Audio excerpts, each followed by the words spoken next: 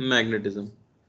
तो इससे पहले तक हम एक अलग टॉपिक पढ़ रहे थे फिजिक्स के अंदर जो था electrostatics, electrostatics and current basically. उसके अंदर हमने चार्ज की स्टडी की थी कि किस तरह से चार्ज अगर रेस्ट पे रहता है तो कूलम्ब्स फोर्स एग्जिस्ट करता है और इलेक्ट्रिक फील्ड एग्जिस्ट करती है। ये सभी हमने स्टडी किया किसके अंदर, इलेक्ट्रोस्टैटिक्स में।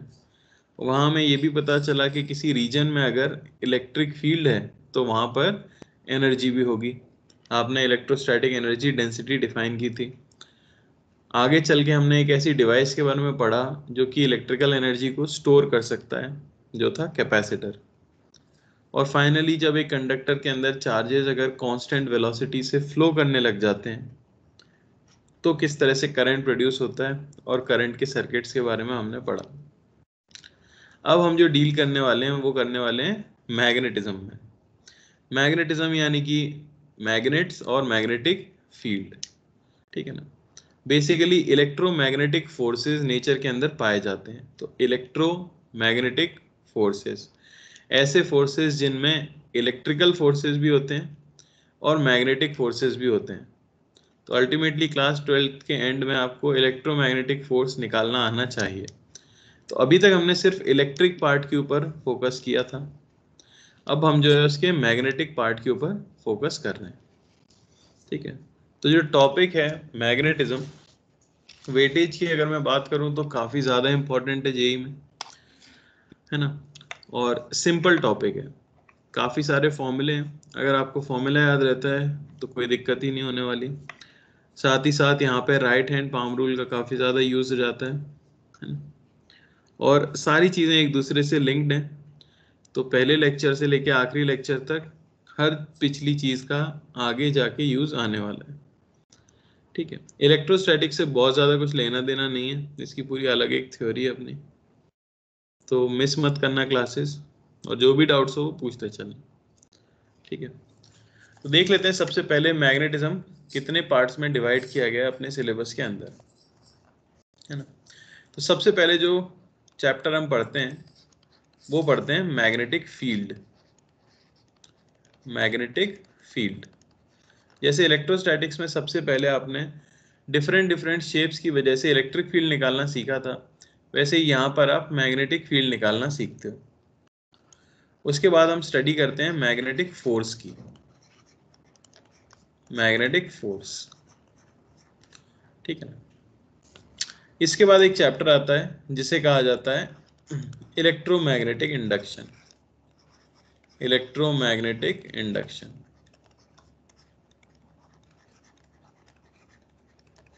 ठीक है ना, या इसी को हम ईएमआई भी कहते हैं। उसके बाद होता है हमारा क्लासिकल मैग्नेटिज्म, क्लासिकल मैग्नेटिज्म जिसमें कि अर्थ कैसे एक मैग्नेट की तरह बिहेव करता है, या जो परमानेंट मैग्नेट्स होते हैं जो अर्थ के अंदर से हमें मिलते हैं उनकी प्रॉपर्टीज के बारे में पढ़ा जाता है। और फाइनली इससे थोड़ा बहुत लिंक्ड एक चैप्टर आता है जिसे हम कहते हैं ऑल्टरनेटिंग करंट, ऑल्टरनेटिंग करंट। तो ये पूरा पोर्शन है जिसे हम मैग्नेटिज्म के अंदर कह सकते हैं, ठीक है। यहाँ मान के चलो कि एक क्वेश्चन इनसे आना तो पक्का ही है, सिमिलरली एक क्वेश्चन इससे आ ही जाता है, और इन दोनों को मिला के भी एक क्वेश्चन आते ही आता है। तो मिनिमम 3 क्वेश्चन आएंगे, और मैक्सिमम तो किसी साल 5 भी आए हैं, किसी साल 6 भी आए हैं, डिपेंड करेगा। क्लियर है सर? हाँ। सर ये आप सारा एक ही मतलब लेक्चर वाइज लेंगे? क्या हुआ? मतलब ये ऑल्टरनेटिव करंट तक लेक्चर 1 2 3 ऐसा कंटिन्यू होगा कि बीच में ब्रेक हो? नहीं, सीक्वेंस ये रहेगा, अब एक एक लेक्चर में खत्म नहीं होंगे ये मतलब इनमें। हाँ, सर टाइम एक साथ कि मतलब जैसे करंट को ब्रेक किया था ना वो इलेक्ट्रोस्टैटिक कैपेसिटर्स और वैसे। हाँ उसी तरह से ब्रेक किए गए ना।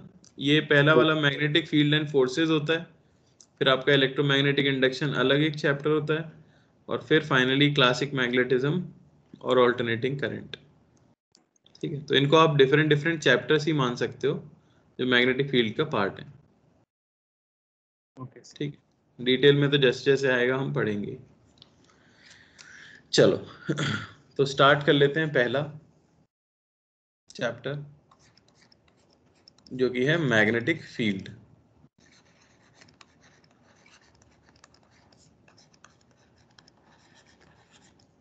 ठीक है ना, या इस चैप्टर को मैग्नेटिक इफेक्ट ऑफ करंट भी कहा जाता है।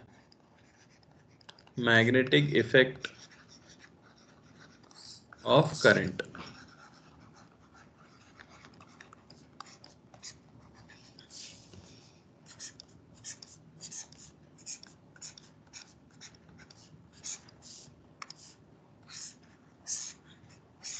ठीक है ना।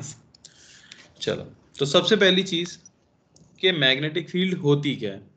ठीक है, तो सबसे पहली बार मैग्नेटिक फील्ड के बारे में जो कुछ भी थ्योरी बनाई गई वो तब बनाई गई जब अर्थ से कुछ ऐसा सब्सटेंस बाहर निकला जिसने कुछ अजीब सी प्रॉपर्टीज शो की।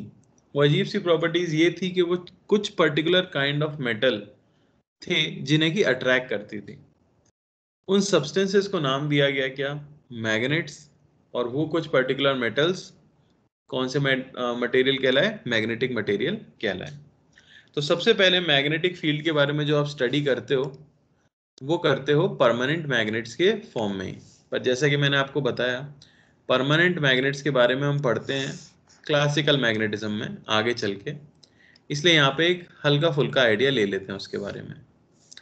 ठीक है, तो ये कहलाती है एक बार मैग्नेट, है ना, नाम सुना होगा आपने, बार मैग्नेट। तो बार मैग्नेट क्या है, एक तरह का मैग्नेट है जिसके पास क्या होते हैं, दो पोल्स होते हैं जिन्हें हम नॉर्थ पोल और साउथ पोल कहते हैं। सबसे पहली चीज तो permanent magnets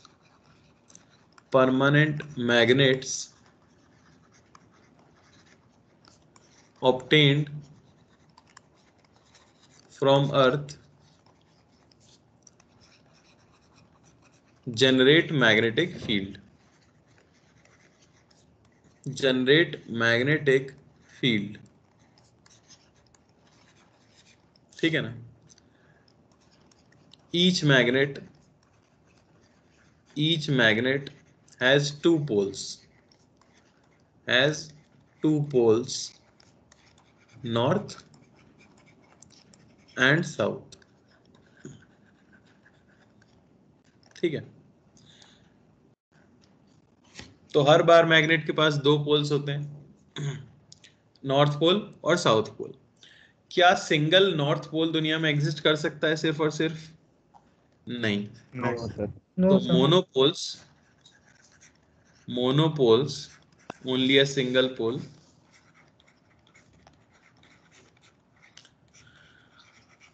do not exist, ये हमेशा ही पेयर के अंदर पाए जाते हैं। अब मैग्नेटिक फील्ड को शो करने के लिए हम क्या यूज करते हैं, मैग्नेटिक फील्ड लाइंस शो करते हैं। तो एक बार मैग्नेट के लिए मैग्नेटिक फील्ड लाइन जब शो की जाती है तो वो कुछ इस तरह से शो की जाती है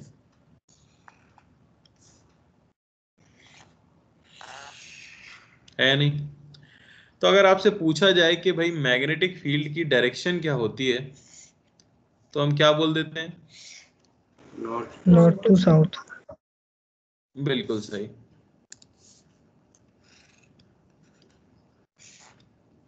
ठीक है ना, कुछ इस तरह से। पर क्या मैग्नेटिक फील्ड लाइंस सिर्फ और सिर्फ मैग्नेट के बाहर ही एग्जिस्ट करती हैं, नहीं, मैग्नेट के ये अंदर फील्ड भी लाइंस exist अंदर करती भी एग्जिस्ट करती हैं। अब आप मानोगे नहीं पर ये जेई एडवांस का क्वेश्चन आ चुका है पहले, जिसमें उन्होंने पूछा था which of the following diagram correctly represent the magnetic field of a bar magnet. ठीक है, तो इस तरह से एक में डायरेक्शन गलत बनाई गई थी, दो में अंदर अंदर फील्ड नहीं शो की गई थी, एक के अंदर अंदर भी फील्ड शो की गई थी और डायरेक्शन बाहर नॉर्थ से साउथ दिखाई गई थी। ठीक है, तो अगली चीज आपको ये याद रखनी है, the magnetic field lines travel from north to south pole outside the magnet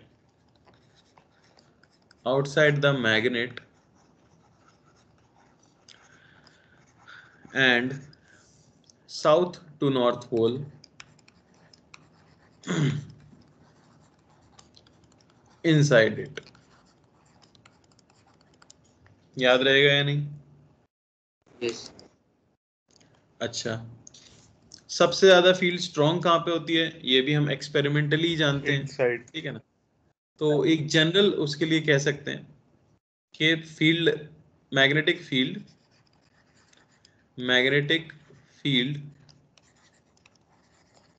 is strongest at poles and weakest, कहाँ होगी weakest? At the center। ठीक, ये सारी चीजें आप पढ़ चुके हो पर मैं एक बार फिर से बता रहा हूँ। और डिटेल में जो हम पढ़ेंगे इसके बारे में वो पढ़ेंगे क्लासिकल मैग्नेटिज्म में। एक और खास प्रॉपर्टी है इनकी, वो क्या है? मैग्नेटिक फील्ड लाइंस सिर्फ और सिर्फ किस में एग्जिस्ट करती हैं? क्लोज्ड लूप में। तो magnetic field lines always exist in closed loops, जबकि इलेक्ट्रिक फील्ड लाइंस की क्या खास बात थी?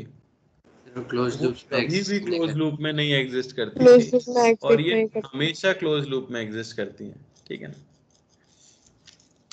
तो ये सारी चीजें जो कि ऑब्जर्वेशन बेस्ड हैं, ठीक है ना, और एक तरह से थ्योरी टाइप बना दी गई है।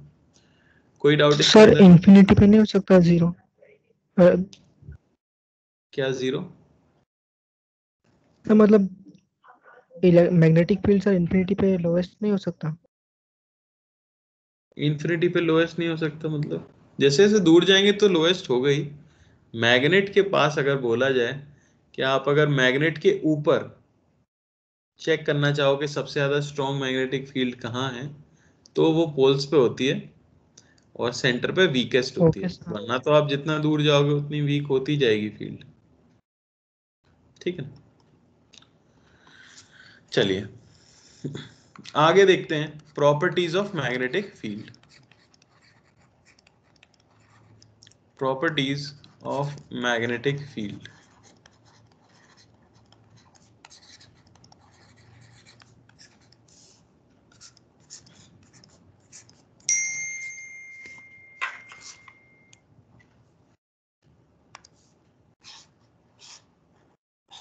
ठीक है,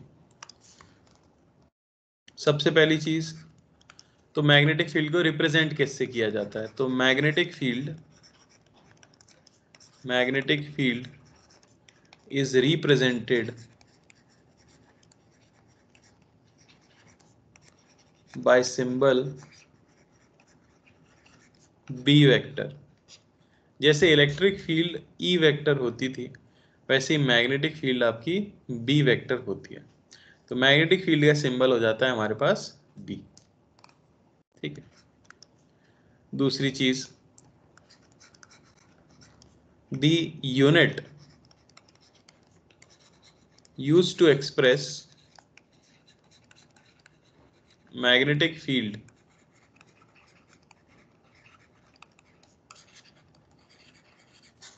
is टेस्ला।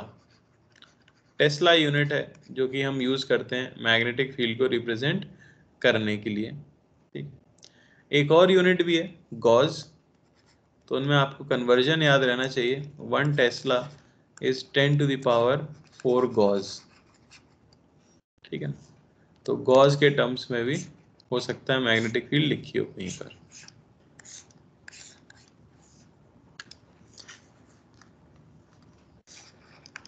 तीसरी चीज, the field lines close to each other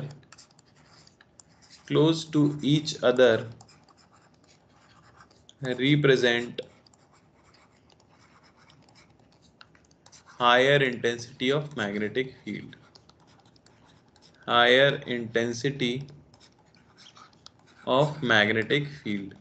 ये प्रॉपर्टी आपने इलेक्ट्रोस्टैटिक्स में भी देखी थी, याद आ रही होगी, है ना।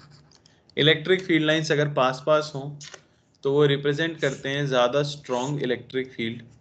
सिमिलर चीज़ यहाँ पर है, अगर यहाँ एक पॉइंट है P, यहाँ एक पॉइंट है Q, मैं आपसे पूछूं मैग्नेटिक फील्ड स्ट्रॉन्ग कहाँ है, तो आप कह सकते हो मैग्नेटिक फील्ड का magnitude at P is greater than magnetic field का मैग्नीट्यूड एट Q। याद रहेगा। चौथी चीज, magnetic Yes, sir. Field follows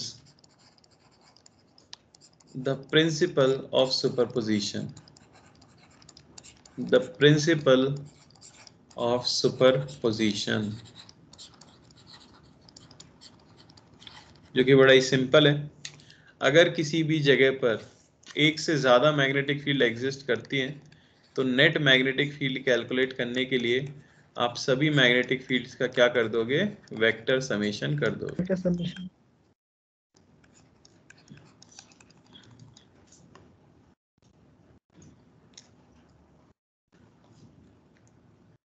ठीक है ना।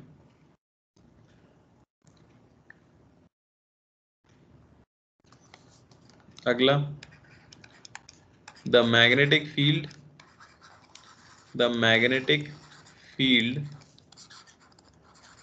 generated by magnets extends up to infinity,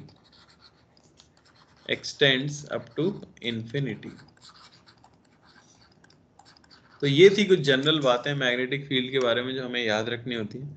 mainly यहाँ पे यूनिट और सिंबल एक नया बताया जाता है, बाकी थोड़ी ऑब्वियस सी प्रॉपर्टीज हैं। कोई डाउट यहाँ तक? No sir. तो अब देखते हैं कि पढ़ना क्या है। ये सब तो काफी ज्यादा ज्ञान की बात हो गई, इन पे कोई क्वेश्चन बनने का चांस तो अभी है नहीं। पढ़ना क्या है हमें, उसके ऊपर फोकस करते हैं। तो जैसे कि हमने कहा कि मैग्नेटिक फील्ड कौन बनाता है, परमानेंट मैग्नेट्स बनाते हैं। और मैंने आपको बताया वो चीज हम पढ़ेंगे क्लासिकल मैग्नेटिज्म नाम के चैप्टर में।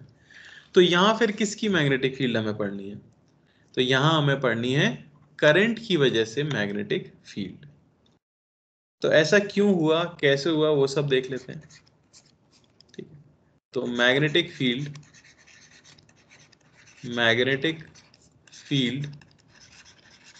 Due to a current carrying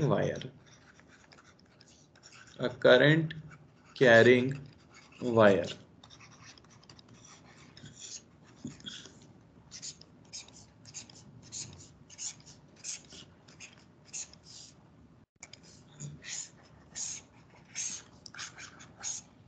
ठीक है ना।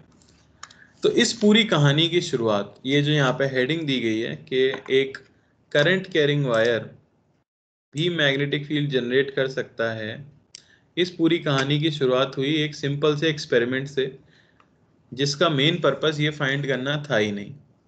और वो एक्सपेरिमेंट था ओरेस्टेड्स एक्सपेरिमेंट।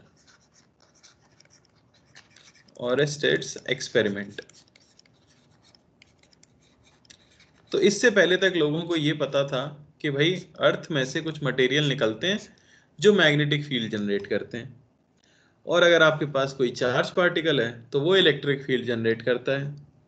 अब ये करंट के ऊपर कोई एक्सपेरिमेंट कर रहे थे।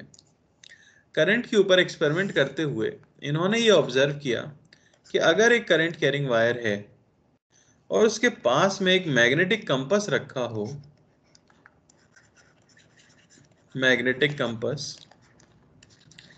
तो उस कंपास के अंदर डिफ्लेक्शन आ जाता है। यानी नॉर्मल सिचुएशन में कंपास को जब टेबल पे रखा तो ऑब्वियसली वो पॉइंट कर रहा था नॉर्थ की तरफ, लेकिन जैसे ही उसके पास में एक करंट कैरिंग वायर आया, अब कंपास नॉर्थ की तरफ पॉइंट ना करके कहीं और पॉइंट कर रहा था, यानी कंपास के अंदर डिफ्लेक्शन आ गया। ये देख के ऑब्वियसली वो आश्चर्यचकित हुए, सरप्राइज हुए कि ये क्या हो रहा है भाई, और उन्होंने क्या किया, करंट को बंद कर दिया। जैसे ही करंट को बंद किया, उन्होंने ऑब्जर्व किया कि मैग्नेटिक नीडल वापस से नॉर्थ डायरेक्शन में पॉइंट करने लगी, यानी जहां उसे पॉइंट करना चाहिए था वो वहीं पॉइंट कर रही थी। तो ऑब्वियसली पहली बार में किसी को लगेगा कि कुछ गड़बड़ होगी। फिर से करंट को शुरू किया गया और देखा गया कि कंपास के अंदर फिर से डिफ्लेक्शन आया। इससे उन्हें एक नई चीज पता लगी कि हमारे रूम में आसपास कोई भी मैग्नेटिक मटेरियल है नहीं, तो कंपास को हमेशा नॉर्थ में पॉइंट करते रहना चाहिए था। लेकिन जैसे ही कोई करंट कैरिंग वायर इस कंपास के पास आता है, मैग्नेटिक कंपास में क्या आ जाता है? डिफ्लेक्शन आ जाता है। बात समझ आई? तो यहां से उन्होंने कंक्लूड कर दिया और ये कह दिया कि कोई भी करंट कैरिंग कंडक्टर अपने चारों तरफ क्या प्रोड्यूस करता है? मैग्नेटिक फील्ड प्रोड्यूस करता है। तो क्या आपको ओरेस्टेड एक्सपेरिमेंट समझ आया? ये पहली रिलेशन थी इलेक्ट्रोस्टैटिक्स और मैग्नेटिज्म के बीच की। पहली बार करंट और मैग्नेटिक फील्ड के बीच में एक रिलेशन आई थी। ठीक, तो ये स्टार्टिंग है ढेर सारी आने वाली थ्योरीज के लिए। तो यहाँ एक्सपेरिमेंट के कुछ पॉइंट्स में लिख देता हूँ, ठीक है। तो when a compass is placed near a current carrying wire,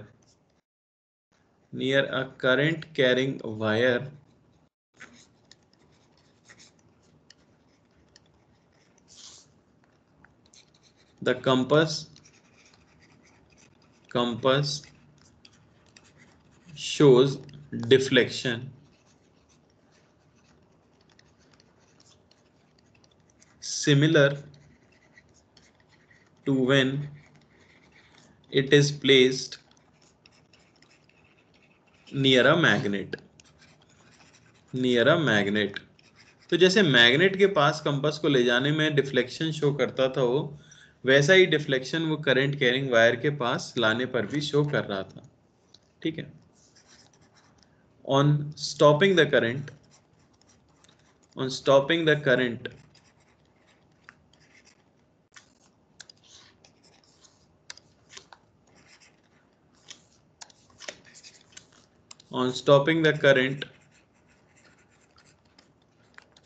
compass shows no deflection.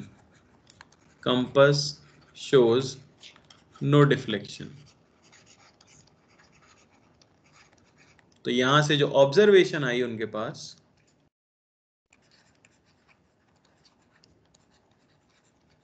और जिसे हम स्टेटमेंट की तरह याद रखते हैं, वो ये था कि a current carrying wire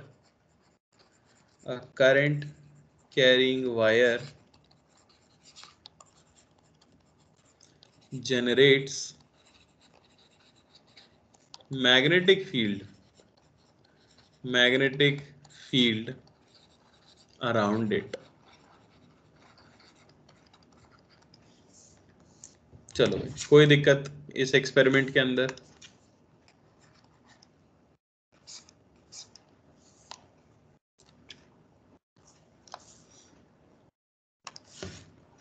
बोलो। ठीक है ना? तो एक अच्छी खासी रिलेशन मिल गई उन्हें किसके बीच में? इलेक्ट्रिक करंट और मैग्नेटिक फील्ड। फर्दर इसके अंदर कुछ एक्सपेरिमेंट किया गया। उन्होंने एक करंट कैरिंग वायर लिया और उसके पास में एक चार्ज पार्टिकल रखा। ठीक है। तो करंट कैरिंग वायर, बताओ इसके ऊपर नेट चार्ज क्या होता है?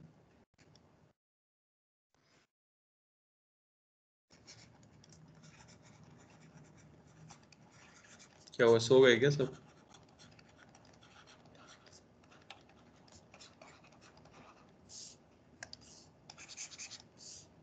अरे बोलो भाई।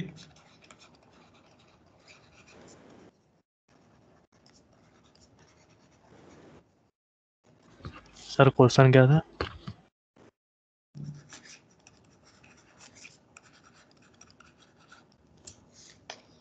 मैं पूछ रहा हूँ कि करंट कैरिंग वायर जो है, इसके ऊपर नेट चार्ज कितना होता है? 0। बिल्कुल। करंट कैरिंग वायर क्या रहता है हमारा? न्यूट्रल रहता है। ठीक है ना, इलेक्ट्रॉन्स मूव कर रहे हैं पर ओवरऑल नंबर ऑफ इलेक्ट्रॉन्स और प्रोटॉन्स क्या है, सेम है। तो उन्होंने क्या किया, एक चार्ज पार्टिकल को करंट कैरिंग वायर के पास लाके रख दिया। तो सोचो अगर ये वायर न्यूट्रल है, इसका मतलब ये कितनी इलेक्ट्रिक फील्ड जनरेट कर रहा होगा, 0। तो अगर ये कोई इलेक्ट्रिक फील्ड नहीं जनरेट कर रहा है तो क्या इस Q1 पे कोई इलेक्ट्रोस्टैटिक फोर्स लग रहा होगा, no sir. No sir. No. तो इस चार्ज को किस पे रहना चाहिए, रेस्ट पे रहना चाहिए। और उन्होंने ऑब्जर्व किया कि जब इसमें से करंट फ्लो कराया तब Q1 के ऊपर लगने वाला नेट फोर्स 0 ही आया, तो कोई समस्या नहीं थी, ठीक है। उन्होंने ऑब्जर्व किया कि आज charge particle placed near a current carrying wire at rest experiences no force, experiences no force, ठीक है ना। तो यहां वो थोड़े से कंफ्यूज तो हुए, क्यों, क्योंकि इससे पहले उन्हें एक चीज पता लग गई थी कि करंट कैरिंग वायर के चारों तरफ क्या है, मैग्नेटिक फील्ड है। यहां से उन्होंने ये देखा कि भाई इलेक्ट्रिक फील्ड नहीं है तो Q1 के ऊपर इलेक्ट्रोस्टैटिक फोर्स तो नहीं लग सकता, ठीक है ना। और उन्होंने देखा कि मैग्नेटिक फील्ड तो है हमारे कंक्लूजन के हिसाब से, पर यार कोई मैग्नेटिक फोर्स नहीं लग रहा चार्ज पार्टिकल के ऊपर, ठीक है, ऑब्जर्वेशन थी। जब यहीं पे इस चार्ज पार्टिकल को कोई वेलोसिटी दे दी गई, ठीक है ना, तो देखा गया कि उसका पाथ क्या हुआ, डिविएट, यानी वो स्ट्रेट लाइन में मूव नहीं किया। अब आप जानते हो अगर कोई चार्ज पार्टिकल अपने पाथ से डिविएट होता है यानी उसके ऊपर कोई ना कोई एक्सटर्नल फोर्स लगना चाहिए। इलेक्ट्रिक फील्ड तो है नहीं, और ऐसा भी नहीं है कि चार्ज के चलने से इलेक्ट्रिक फील्ड आ गई हो, क्यों, क्योंकि अगर इलेक्ट्रिक फील्ड होती तो वो तो रेस्ट वाले चार्ज पर भी फोर्स लगाती, क्योंकि वो तो Q/E होता है, उसे तो सिर्फ चार्ज चाहिए और फील्ड चाहिए, चल रहा है रुका है उससे मतलब नहीं है। तो फिर उन्होंने कहा कि ये जो पार्ट डिविएट हुआ है ये मैग्नेटिक फोर्स की वजह करंट से ही वाली। हुआ होगा। तो कह दिया गया कि a moving charge particle, a moving charged particle near a current carrying wire, near a current carrying wire, या फिर इन अ मैग्नेटिक फील्ड, ये भी तो कह सकता हूं करंट कैरिंग वायर ने किया ही क्या है, मैग्नेटिक फील्ड ही तो जनरेट किया है। यानी कि a moving charge particle near a current carrying wire experiences magnetic force, experiences magnetic force, clear हुआ। यानी कि मैग्नेटिक फोर्स मैग्नेटिक फील्ड की वजह से लगता है, लेकिन मैग्नेटिक फोर्स की एक खास बात है, वो सिर्फ और सिर्फ मूविंग चार्ज पार्टिकल के ऊपर ही लगता है। रेस्ट पे अगर चार्ज पार्टिकल है तो फिर मैग्नेटिक फील्ड उसके ऊपर कोई फोर्स नहीं लगाती, जबकि इलेक्ट्रिक फील्ड को मूविंग या रेस्ट से कोई मतलब नहीं होता, इलेक्ट्रिक फील्ड का फोर्स तो Q/E ही रहता है। क्लियर हुआ है नहीं? Yes sir. अब क्या हो रहा था, उनको ये पता लग गया कि भाई मूविंग चार्ज पार्टिकल है तो इसको अगर मैं वेलोसिटी दे दूंगा तो ये अपने पाथ से डिविएट हो जाएगा। तो अब उन्होंने हर पॉसिबल डायरेक्शन में इसे वेलोसिटी देने की कोशिश की। उन्होंने डाउनवर्ड वेलोसिटी दी, अपवर्ड वेलोसिटी दी, लेफ्ट की तरफ वेलोसिटी दी, राइट की तरफ वेलोसिटी दी, रैंडम एंगल्स पे वेलोसिटी दी। चार्ज पार्टिकल हमेशा अपने पाथ से डिविएट हो रहा था सिवाय एक डायरेक्शन के। हर वायर के करस्पॉन्डिंग एक ऐसी लाइन एग्जिस्ट करती थी जिसके अलोंग पार्टिकल को अगर वेलोसिटी दी जाए तो वो अनडिविएटेड मूव करता था। समझ आया? Yes sir. तो the direction such that on projecting a charged particle, on projecting a charged particle in it, the particle moves undeviated, the particle moves undeviated was called direction of magnetic field, direction of magnetic field at that point, magnetic field at that point। बात ये थी कि magnetic field दिखती तो है नहीं, तो अब उसकी डायरेक्शन क्या बोलते हैं। तो उन्होंने क्या किया कि एक यूनिक चीज ढूंढने की कोशिश की, और उन्हें पता लगा कि भाई किसी भी डायरेक्शन में आप फेंको पार्टिकल को, उसका पाथ डिविएट होगा ही, सिवाय एक डायरेक्शन के। तो ये डायरेक्शन क्या हो गई, यूनिक हो गई। तो क्यों ना इस डायरेक्शन को कुछ नाम दिया जाए। तो उन्होंने कह दिया कि इस पॉइंट पर ये जो डायरेक्शन है, यही डायरेक्शन है मैग्नेटिक फील्ड की। यानी कि अगर आप एक चार्ज पार्टिकल को मैग्नेटिक फील्ड की डायरेक्शन में थ्रो करते हो, तो उसके ऊपर लगने वाला नेट फोर्स कितना रहता है, 0 रहता है। बात समझ आई क्या? Yes. तो a particle projected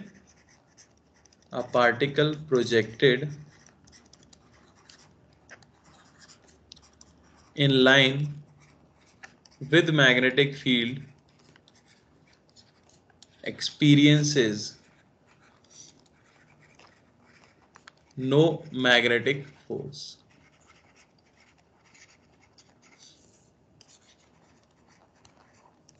यानी ये अगर मैग्नेटिक फील्ड है B, है ना, और आपने एक चार्ज पार्टिकल को या तो वेलोसिटी इस तरफ दे दी है, या आपने वेलोसिटी इस तरफ दे दी है, तो इनके ऊपर लगने वाला फोर्स, ये Q1 Q2 कह दो, FQ1 is equal to FQ2, और ये है 0।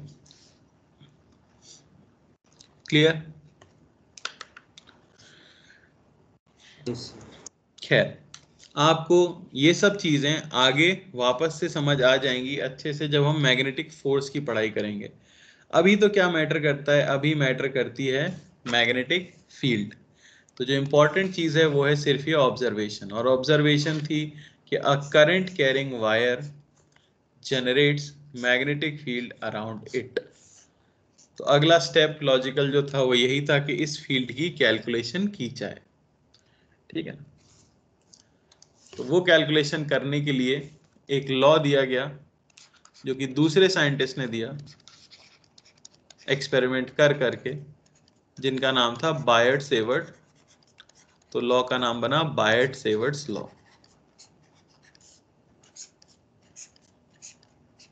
ठीक है ना? अब बायट-सेवर्ट्स लॉ क्या करता है, बेसिकली ये लॉ आपको मैग्नेटिक फील्ड बताता है due to a current carrying element. To calculate magnetic field at a point due to a current carrying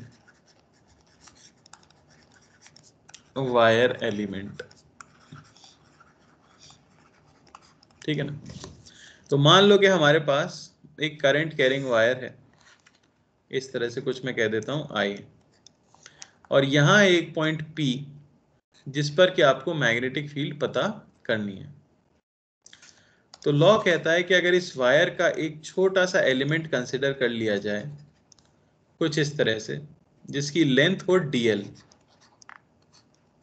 ठीक है ना? तो dl हमने कह दिया, और dl वेक्टर इसे डिफाइन किया गया, is the length of the element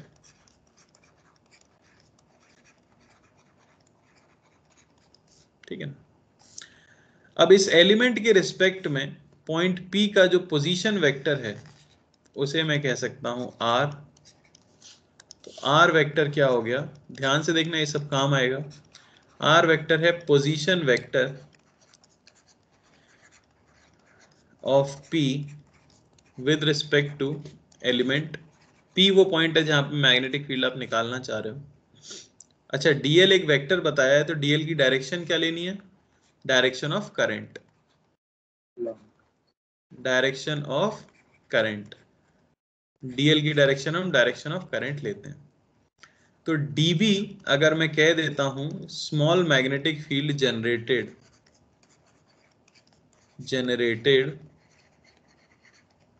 due to element,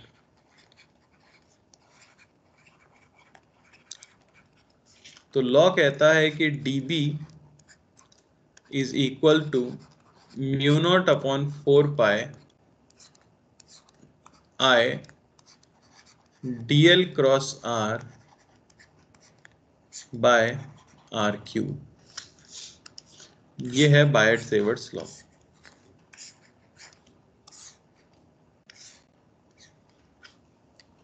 समझ आया? जहां पर म्यू नॉट जो है इसकी वैल्यू आई 4 पाई इंटू 10⁻⁻⁷ टेस्ला मीटर पर एम्पियर, और इसे कहा गया परमिएबिलिटी ऑफ फ्री स्पेस, या जिसे हम कहते हैं वैक्यूम। तो जैसे इलेक्ट्रोस्टैटिक्स में परमिटिविटी हुआ करती थी एक मीडियम की, जो कि बताती थी कि किस हद तक इलेक्ट्रिक फील्ड उस मीडियम में एग्जिस्ट कर सकती है, वैसे ही मैग्नेटिक फील्ड से रिलेटेड एक टर्म होती है जिसे हम कहते हैं परमिएबिलिटी, जो कि बताती है कि मैग्नेटिक फील्ड किसी रीजन में किस तरह से एग्जिस्ट करेगी। समझ आया? तो ये वैल्यू याद रखना काफी जरूरी है न्यूमेरिकल्स के लिए, और ये है बायट-सेवर्ट्स लॉ। कोई डाउट है तो पूछो।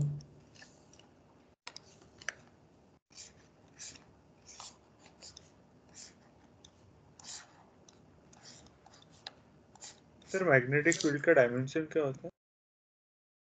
डायमेंशन आप निकाल सकते हो force upon current into length से।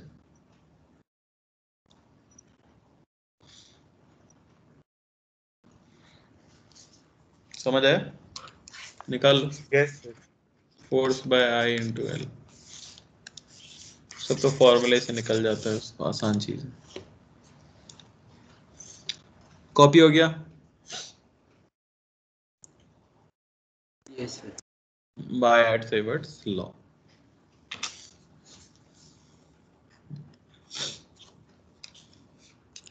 तो आओ इसकी एप्लीकेशन देखते हैं, क्या एप्लीकेशन होगी। सबसे पहली चीज जो इस लॉ से हम निकालेंगे वो है मैग्नेटिक फील्ड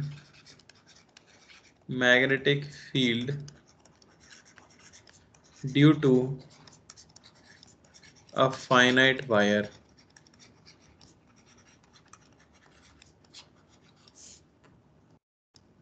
ठीक है, अगर हमारे पास एक फाइनाइट करंट कैरिंग वायर है तो किसी पॉइंट पर उसकी वजह से मैग्नेटिक फील्ड की वैल्यू कितनी होगी वो हम कैलकुलेट करके देखने वाले हैं। ध्यान से देखना डेरिवेशन। ठीक है,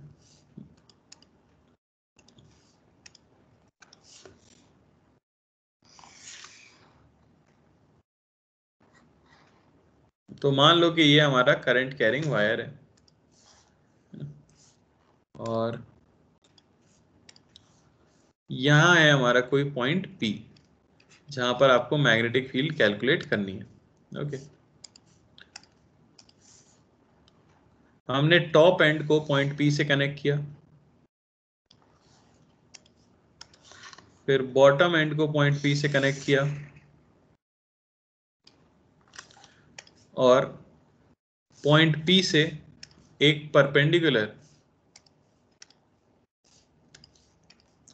ड्रॉप किया वायर के ऊपर।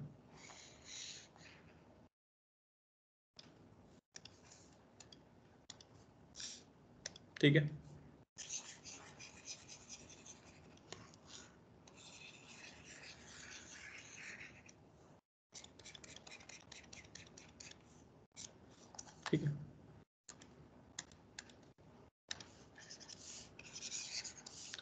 तो मान लेते हैं इस वायर में जो करंट फ्लो कर रहा है वो कुछ इस तरह से फ्लो कर रहा है और उसकी वैल्यू है I। जो परपेंडिकुलर डिस्टेंस है वायर की पॉइंट से, उसे मैं कह सकता हूं वो है कुछ, मान लेते हैं D।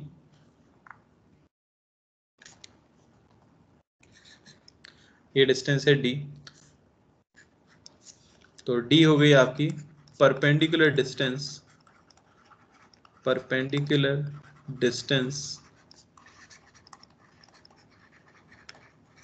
of wire from point P।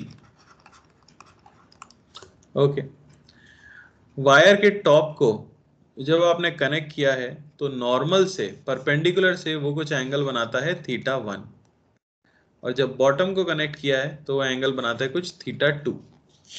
ठीक है ना, तो θ1 और θ2 ये आपके क्या हैं, the angles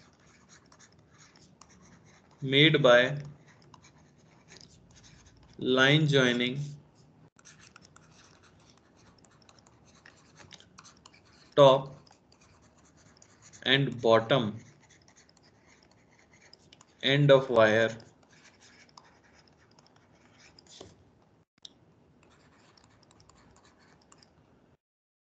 with point P taken from the perpendicular। इस पे ध्यान देना, जो परपेंडिकुलर है वहां पे हमने क्या लिया है, 0 मानते हुए मेजर किया है। आप देखो तो मैंने ऊपर वाले को तो क्लॉकवाइज में मेजर किया है और नीचे वाले को एंटी क्लॉकवाइज में मेजर किया है, इन्हीं परपेंडिकुलर पे मैं 0 कंसीडर करता हूँ।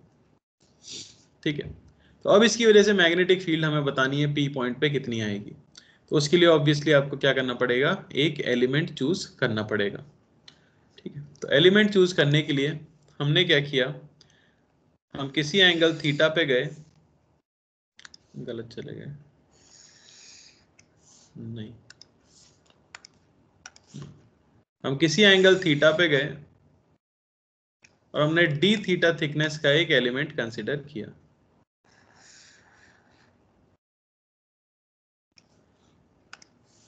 ठीक है ना, कुछ इस तरह से आप गए एंगल थीटा पर और डी थीटा, थीटा मैंने इस तरह लिया है क्लॉकवाइज, डी थीटा थिकनेस का एक एलिमेंट कंसीडर किया, तो ऑब्वियसली ये हो जाएगा हमारा एलिमेंट।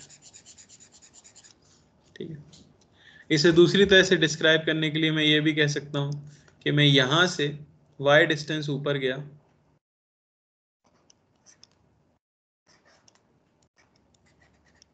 परपेंडिकुलर जहां पर है, और मैंने dy थिकनेस का ये एलिमेंट कंसीडर किया है।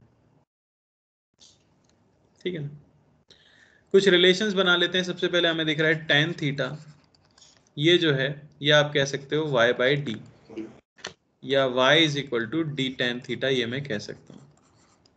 साथ ही साथ जो डिस्टेंस है एलिमेंट की पॉइंट P से R, इसकी value under root of D square plus Y square हो जाएगी, है नहीं। अब हम बायट-सेवर्ट्स लॉ लगाने वाले हैं। इस एलिमेंट की वजह से छोटी सी मैग्नेटिक फील्ड जो जनरेट होगी पॉइंट P पे, उसकी वैल्यू होगी mu not upon 4 pi I। dl vector basically यहाँ dy वेक्टर है, तो dy क्रॉस r, r हम पता कर चुके हैं क्या है, बाय r क्यूब। क्लियर है? अच्छा, यहां मैं जानना चाहता हूं कि dy वेक्टर और r वेक्टर के बीच का एंगल क्या है, क्योंकि मुझे क्रॉस प्रोडक्ट को ओपन करना है। बता सकता है कोई? dy वेक्टर और r वेक्टर, सबसे पहले dy वेक्टर की डायरेक्शन क्या है? Sir 90 plus theta. बिल्कुल सही। तो dy की डायरेक्शन करंट की डायरेक्शन होती है, यानी ये डायरेक्शन है dy की अपवर्ड्स, और यहां है आपका कोई पॉइंट P, तो उसका जो पोजीशन वेक्टर इसके रिस्पेक्ट में हम ड्रॉ करेंगे वो कुछ इस तरह से ड्रॉ करेंगे। तो ये है आपका r और ये है आपका dy, तो उनके बीच का जो एंगल होगा ये एंगल होगा उनके बीच में। देख पा रहे हो आप? और इस एंगल की वैल्यू कितनी अगर मैं ये निकालना चाहता हूं तो मैं देख सकता हूं ये एंगल थीटा है तो ये एंगल भी क्या होगा, थीटा होगा, और ये एंगल क्या होगा, 90 डिग्री होगा। तो दोनों के बीच का एंगल बेसिकली 90 प्लस थीटा है। वही यहां पे पुट कर दो, mu not upon 4 pi I, यहां आ जाएगा dy R sine 90 degree plus theta by R cube. कोई दिक्कत किसी को? No sir. यहां से dB की वैल्यू हमें मिल जाती है mu not I by 4 pi, ठीक है ना, into dy into cos theta by R square. क्यों ना हर चीज की वैल्यू पुट कर दें। अब यहाँ पे दिक्कत क्या है इंटीग्रेशन में कि दो वेरिएबल्स हैं, एक y वेरिएबल है और एक थीटा वेरिएबल है, तो दोनों में एक रिलेशन निकालना जरूरी है। तो अगर हम इक्वेशन 1 को डिफरेंशिएट कर दें तो इक्वेशन 1 को डिफरेंशिएट करते ही आपको क्या मिल जाएगा, dy is equal to D sec square theta D theta, है या नहीं? यस। वो उठा के मैं यहाँ पे पुट कर देता हूँ और r की वैल्यू भी उठा के मैं यहाँ पे पुट कर देता हूँ। तो मैं कह सकता हूँ फ्रॉम 2 and 3 b जो आपको मिलेगा या db जो हमें मिला है उसे इंटीग्रेट करें अगर, तो ये आएगा integration of mu not I by 4 pi into cos theta into D Y की जगह मैं लिख सकता हूँ D sec square theta D theta by R square की जगह लिख सकते हैं D square plus D square tan square theta. Y की वैल्यू मैंने पुट कर दी डी टेन थीटा। ये जो y की वैल्यू दी गई, डी थीटा नहीं आएगा? क्या हो गया? जल्दी दोबारा से दुख बोलो फटाफट अपना। नहीं सर, वो हो गया गलत से। ऑब्वियसली हो जाएगा, ठीक है। ये आ गया हमारे पास। यहाँ से हमें b इसकी वैल्यू मिलने वाली है। मैं म्यू नॉट आई अपॉन 4 पाई को बाहर निकाल लेता हूँ। इंटीग्रेशन के अंदर नीचे से डी स्क्वायर लोगे, एक डी कट जाएगा, डी बाहर आ गया। यहाँ आपके पास बचेगा cos theta sec square theta D theta by 1 plus tan square theta, जो सेक स्क्वायर थीटा होता है और वो कट जाएगा, यानी कि mu not I upon 4 pi D integration of cos theta D theta. इतना छोटा सा बचा। एंगल की लिमिट क्या लगाई जानी चाहिए? तो सबसे पहला एलिमेंट सबसे नीचे जो आप लोगे वो किस एंगल पे लेंगे? Minus theta. Minus theta 2। याद रखना, क्योंकि रेफरेंस मैंने परपेंडिकुलर को माना था, परपेंडिकुलर पे मैंने 0 माना था, और क्लॉकवाइज में ऊपर जा रहा हूँ, एंटी क्लॉकवाइज नीचे जा रहा हूँ, तो माइनस थीटा 2 से लेकर प्लस थीटा 1 तक। यहाँ से b हमें मिलता है mu not I by 4 pi D into sine theta 1 minus sine minus theta 2, ठीक है ना। वैल्यू अगर पुट कर दें तो b की वैल्यू आपको मिलती है mu not I by 4 pi D into sine theta 1 plus sine theta 2।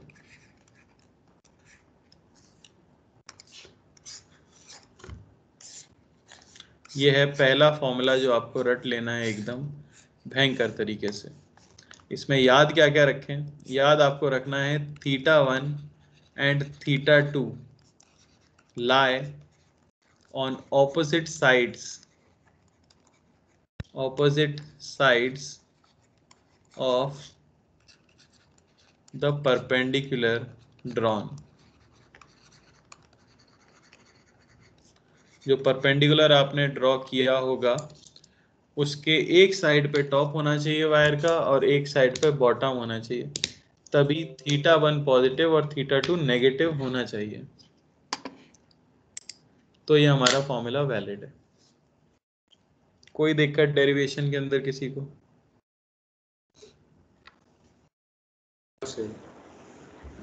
बोलिए। No sir.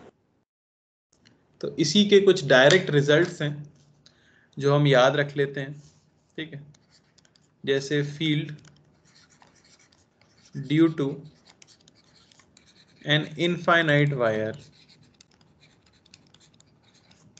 जैसे इनफाइनाइट लाइन चार्ज हुआ करता था, मुझे विश्वास है सभी को याद होगा इनफाइनाइट लाइन चार्ज का फील्ड का फॉर्मूला क्या आया था, electric field 2k lambda by are.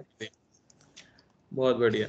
तो यहाँ अगर हमारे पास एक infinite line charge, sorry current carrying wire है, कुछ इस तरह से करंट उसमें जा रहा है I, और यहाँ कोई पॉइंट है P जिससे परपेंडिकुलर डिस्टेंस में कह सकता हूँ कुछ है D, तो यहाँ पे आप सीधा सीधा बता सकते हो B की वैल्यू जो आएगी वो आएगी mu not I by 4 pi D into sine, क्या है टॉप को कनेक्ट करने के लिए एंगल 90, देख सकते हैं हम, टॉप इन्फिनिटी पे है तो लगभग उसे कनेक्ट करने के लिए आपको 90 डिग्री ही जाना पड़ जाएगा। तो यहाँ θ1 और θ2 दोनों ही कितने आते हैं 90 डिग्री, तो साइन 90 प्लस साइन 90, यानी B की वैल्यू जो मिलती है वो मिलती है mu not I by 2 pi, standard result जो याद रखा जाता है। इनफाइनाइट वायर की वजह से magnetic field mu not I by 2 pi D। कोई दिक्कत? No sir. No sir. Similarly तीसरा ले लिया जाता है semi finite wire,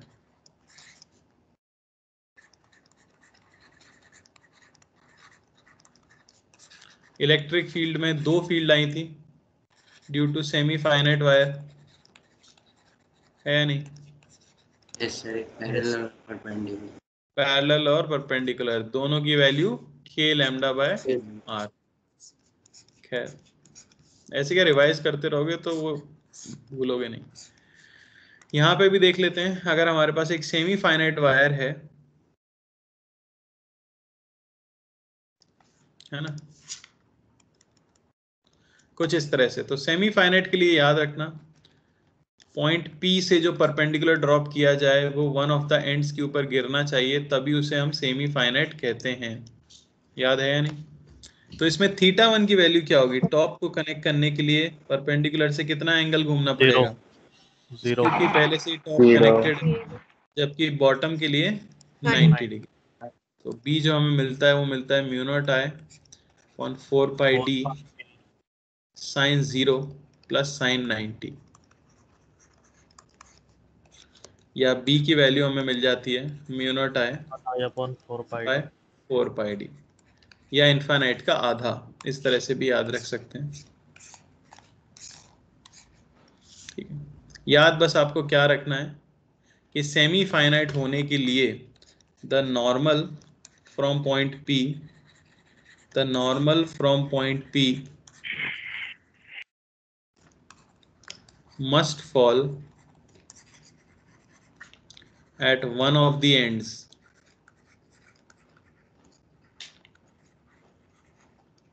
of the wire, है ना, तभी उसे सेमी फाइनाइट बोला जाता है। तो क्या है, बस फॉर्मूले के अंदर वैल्यूज पुट किए हैं और दो हमें स्टैंडर्ड रिजल्ट मिल गए हैं जो हम याद रख सकते हैं। अब इससे पहले कि ऐसे और क्वेश्चन में कराऊं और कुछ जनरल शेप्स वगैरह के लिए कैलकुलेट करें, हमें एक चीज पे पहले ध्यान देना होगा जो बहुत ज्यादा इंपॉर्टेंट है, क्या हुआ, जो कि है डायरेक्शन ऑफ मैग्नेटिक फील्ड। क्या ऊपर देखना है क्या किसी को? नहीं सर, लिख लिया। Okay, direction of magnetic field, तो ये निकालना आना बहुत ही जरूरी है। जैसा कि हम देख चुके हैं कि due to wire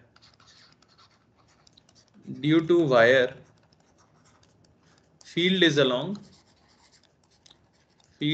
along DL cross R। तो जो डायरेक्शन DL क्रॉस R की होगी, फॉर्मूले से आप देख सकते हो, हमारे पास बायर्ट सेवर्ट्स लॉ है, ठीक है ना, यहाँ ये लिख भी लेता हूं मैं कि direction of magnetic field is along dl cross r।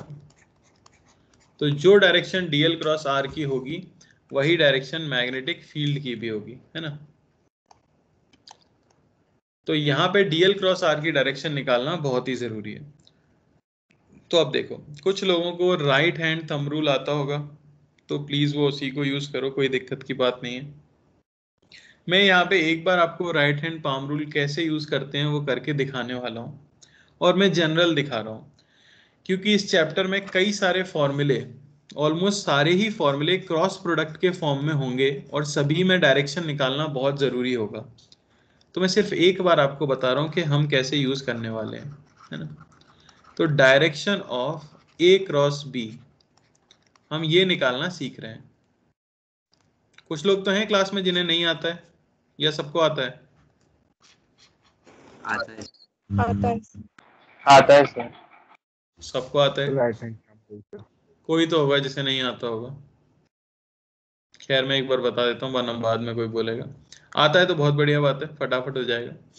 चलो, तो अगर आपको ए क्रॉस बी की डायरेक्शन निकालनी है कभी भी, मान लो कि ये आपका ए वेक्टर है ना, और ये आपका बी वेक्टर है। आपसे बोला जाए कि ए क्रॉस बी की डायरेक्शन बताइए, ठीक है। तो जिनको नहीं आता है वो लोग ध्यान से सुनो। आपको अपने राइट हैंड को क्लोज रखना होता है पूरी तरह से, फिस्ट बना के। राइट हैंड में फिस्ट बना लो ताकि सारी उंगलियां और थंब क्या रहे, क्लोज रहे। अब आपको क्या करना है, ए क्रॉस बी की डायरेक्शन फाइंड करनी है। तो जो चीज पहले लिखी है, ठीक है ना, जो चीज पहले लिखी है उसकी तरफ आपको क्या करना होता है, राइट हैंड के थंब को स्ट्रेच करना होता है, ठीक है। तो आप देखो जरा ए की डायरेक्शन क्या है। मैं अगर देखूंगा इस क्वेश्चन में तो ए की जो डायरेक्शन है वो किस तरफ है, राइट की तरफ है या नहीं। तो मुझे अपने राइट हैंड के थंब को राइट डायरेक्शन में पॉइंट कर लेना चाहिए। तो इस समय मेरे हाथ की सिचुएशन कुछ इस तरह की होगी कि आपका थंब तो राइट साइड में है और बाकी आपकी फिस्ट बनी हुई है इस तरह से, समझ आया? 4 उंगलियां होती है ना, बड़ा ही विचित्र सा बन गया है, ठीक है। मतलब फिस्ट बंद रहेगी एक तरह से। कैसे बनाते हैं यार, क्यों पेंटिंग, कुछ इस तरह से कह सकते हैं, ठीक है। तो अब आपको क्या करना है, जो चीज बाद में लिखी हुई है अपने राइट हैंड की फिंगर टिप्स को स्ट्रेच करके पॉइंट करना है उसकी डायरेक्शन में, थंब को यहां फिक्स रखते हुए। थंब आपका क्या हो चुका है, फिक्स्ड हो चुका है। तो अगर राइट की तरफ हमारा थंब फिक्स्ड है और बी पॉइंट कर रहा है ऊपर की तरफ, यानी मैं हाथ को ओपन करूं और फिंगर टिप्स पॉइंट करें ऊपर की तरफ, तो पाम की डायरेक्शन क्या है, अगर आप देखो क्या मिलेगी आपको पाम की डायरेक्शन, आउटवर्ड द प्लेन। बिल्कुल सही, ठीक है ना। तो ये आपका थंब आएगा इस तरह से, और जो फिंगर्स आएंगी आपकी वो कुछ इस तरह की आएंगी, और ऐसा कुछ आपका हाथ दिखेगा, और पाम जो है वो बाहर की तरफ आ रहा होगा। करके देख लो, थंब आपको राइट की तरफ फिक्स करना था ए, और फिंगर टिप्स को पॉइंट करना था ऊपर की तरफ बी। तो हाथ की लकीरें आपको अपने फेस की तरफ दिखेंगी। फेस की तरफ दिखना इसका मतलब हो जाता है स्क्रीन से बाहर आना, और इसे हम कहते हैं आउट ऑफ द प्लेन, यानी कि डॉट। क्लियर हुआ कि नहीं? यस। इस तरह से आप ए क्रॉस बी करते हो। अब जैसे कि मेजॉरिटी ऑफ द क्लास को पहले से आता है, यहाँ पे मैं सीधे से कुछ क्वेश्चंस देने वाला हूँ, सिर्फ आपको डायरेक्शन बतानी है। तो find the direction of magnetic field at point P। तो देखो डायरेक्शन किससे निकलेगी, dl क्रॉस r से, यानी थंब होना चाहिए dl की डायरेक्शन यानी करंट की डायरेक्शन में, और जो P पॉइंट का पोजीशन वेक्टर हो उस तरफ फिंगर टिप्स को स्ट्रेच करोगे तो पाम की डायरेक्शन आपको मैग्नेटिक फील्ड की डायरेक्शन देगी, ठीक है। आंसर इन टर्म्स में दे सकते हो आप। ठीक है ना। ये आपका अप है, ये राइट है, ये लेफ्ट है, ये डाउन, ठीक है ना। ये आउट ऑफ द प्लेन और ये इनटू द प्लेन।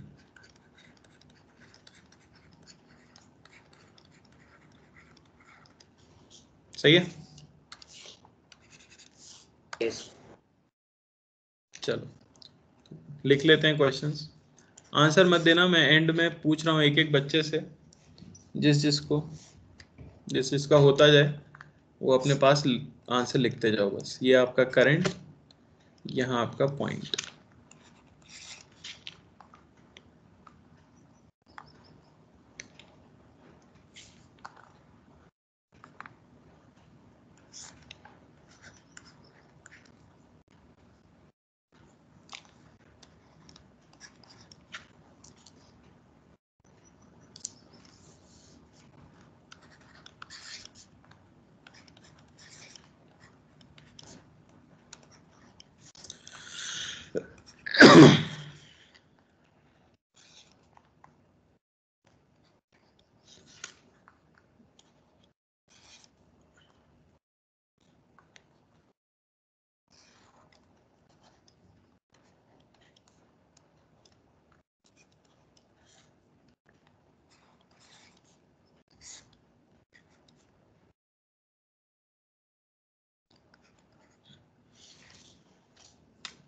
हाँ भाई, 6 क्वेश्चन आपके सामने है।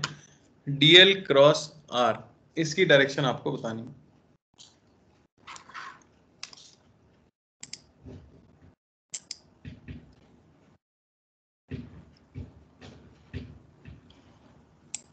तो पहला आंसर बताने का सौभाग्य कौन Sir, लेना second चाहेगा? question. क्या हो गया? The second question. Second question क्या? थोड़ा ऊपर स्क्रॉल करें. थोड़ा ऊपर, ये रहा, ये लो, देखा? Yes, sir. ओके जी हाँ। तो अंकित सिंह, क्या आप तक आवाज पहुंच रही है? Yes sir. बताइए भाई पहले वाले का जवाब। Sir out of the plane है। आउट ऑफ द प्लेन है। क्या किसी को कोई विवाद इसके अंदर? Sir into the plane. Into the plane है। तो प्लेन है sir. Into ये the क्लास plane. ने क्या किया? चलो, जिनका भी आउट ऑफ द प्लेन आया है वो लोग मेरी बात ध्यान से सुने। अंकित जी, आपका यस सीधा सर। हाथ तैयार है? पहले तो देखिए करंट की यस डायरेक्शन क्या है? Sir, right. राइटवर्ड है। तो अपने राइट हैंड के पूरा फिस्ट बना के रखना, जैसे पंच मारते हैं ना किसी को, वैसे बना के रखो और ओके सिर्फ सर। थंब को बाहर स्ट्रेच करो और राइट यस की सर। तरफ फिक्स कर दो उसे। कर दिया फिक्स? Yes sir. अब आर वेक्टर किधर है? डायरेक्शन क्या होगी आर वेक्टर की? तो वायर के रिस्पेक्ट में पॉइंट पी का पोजीशन वेक्टर, तो यही तो होगा आर। तो थंब को तो राइट में फिक्स कर दिया है, अब फिंगर टिप्स को किधर भेजना है भाई? नीचे। Yes sir. तो करने का ट्राई करो जरा। किया सर। किधर आ रहा है पाम? हाथ की लकीरें कहाँ जा रही हैं? स्क्रीन के अंदर घुस रही हैं या बाहर आ रही हैं? सर अंदर घुस रही है। तो आंसर क्या हो जाएगा? इनटू द प्लेन है इनटू हमारी the plane. Magnetic field. Clear हुआ मेथड? Yes sir. अगर आपने हाथ बनाया होता तो कुछ इस तरह का दिखेगा आपको हाथ,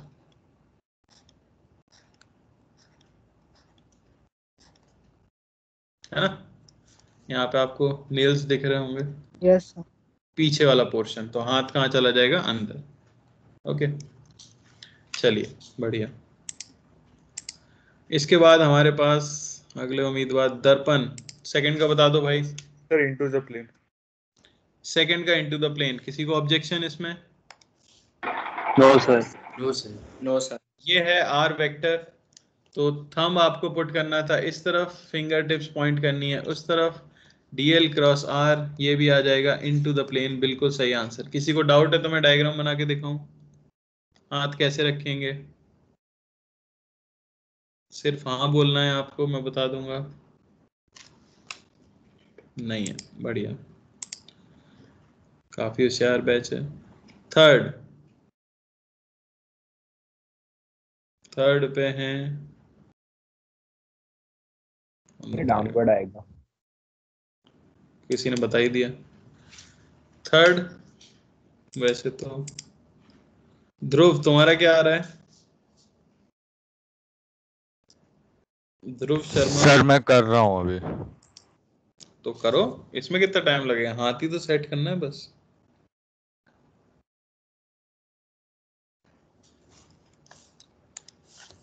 हुआ? चलो ध्रुव पहले ये बताओ कि करंट किस तरफ है। थर्ड क्वेश्चन में करंट की डायरेक्शन क्या है?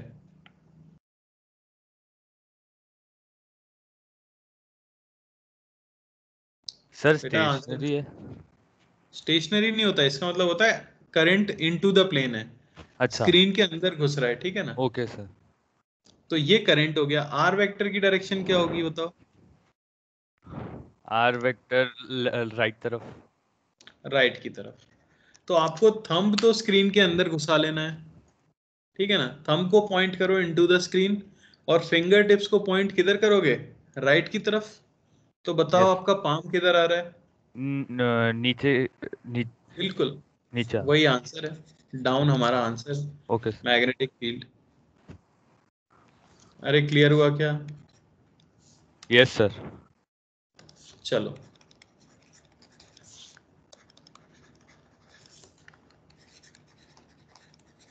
इसके बाद फोर्थ क्वेश्चन का आंसर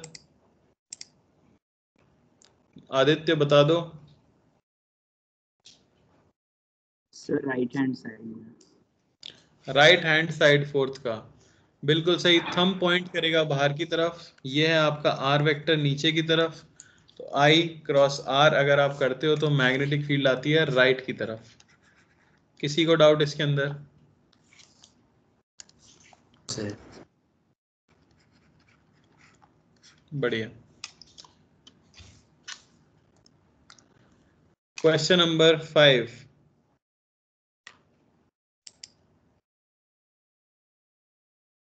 हेत शुक्ला।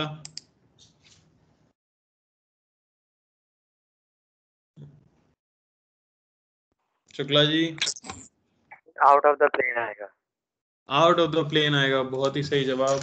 तो थंब तो किधर पॉइंट कर रहा था? ऊपर की तरफ। और फिंगर टिप्स कहाँ पॉइंट करेंगे? राइट की तरफ। तो कुछ इस तरह की सिचुएशन आएगी, है ना? और हाथों की लकीरें यहाँ दिख रही हैं हमें, यानी कि आउट ऑफ द प्लेन हमारा आंसर आना चाहिए। बहुत बढ़िया, ठीक है। और आखिरी आखिरी का सिक्स्थ का हर्ष बता दो। सर उसमें नहीं आएगा, उसी के अलावा सर। तो क्या कहेंगे? No magnetic field direction. Is zero. क्यों? क्योंकि थंब और फिंगर टिप्स दोनों एक ही डायरेक्शन में पॉइंट नहीं कर सकते, क्योंकि यही आपका आर वेक्टर आ रहा है।